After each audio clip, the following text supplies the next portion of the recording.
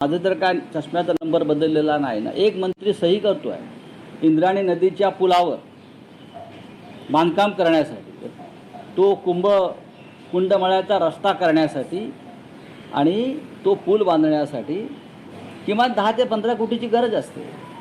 पण पीएनी पत्र टाईप केलं, कोणाला तरी खुश करायचं आहे, पत्र द्यायचं आहे, चला तुमचं काम मंजूर केलं. 80,000 पाहू शकता आपण. येताना मी काही माझ्या पत्रकार मित्रांना हा आकडा दाखवला. माझं काय चुकतं आहे का? 80,000चं पत्र रवींद्र चव्हाण देतात इंद्रायणी नदीवरच्या पुलासाठी, आणि भाजपचे मावळचे प्रांताध्यक्ष जे आहेत कोणी तिकडले, ते हसत हसत घेऊन जाऊन दाखवतात.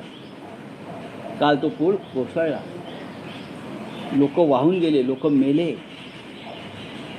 हे या सरकारचं, मंत्र्यांचं आणि भाजपा पुढाऱ्यांचं जनतेच्या प्रती असलेलं प्रेम